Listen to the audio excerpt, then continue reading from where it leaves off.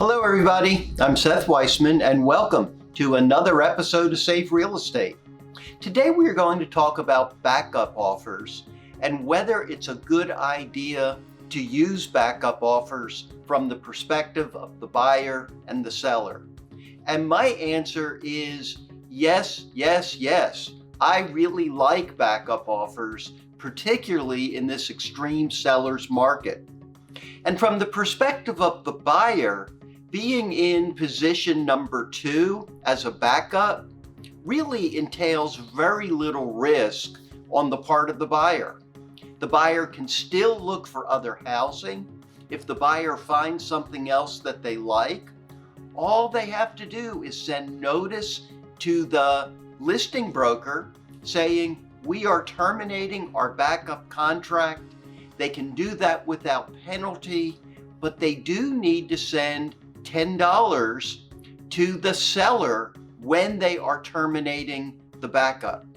Additionally, the backup contingency states that if the backup does not become primary by a particular date, then the backup offer automatically terminates. So from the buyer's perspective, very little downside risk and a lot of upside risk, because oftentimes primary contracts fall apart, go away, and suddenly the backup contract becomes primary. Now, how about from the perspective of the seller? I also like backups for the seller for this reason.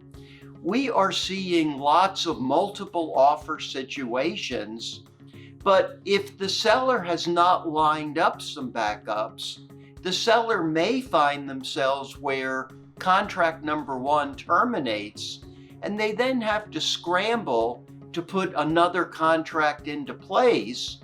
But if you have a backup, you then can immediately go from contract 1 to contract number 2. If you think about downside risks to the seller, the key thing to remember is this. The backup does not become primary until the seller notifies the buyer that they are now in a primary position. And while this may sound a bit silly, what the seller needs to remember is to always terminate contract number 1 before making contract number 2 primary. If you don't do that, you may find yourself in a position where you have sold your property to 2 different buyers.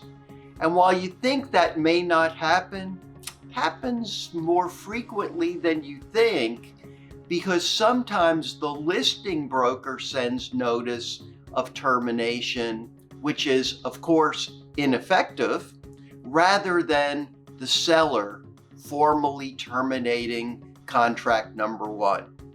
I hope this video has been beneficial. As always, it's great to see everybody. Please continue to tune in. Bye now.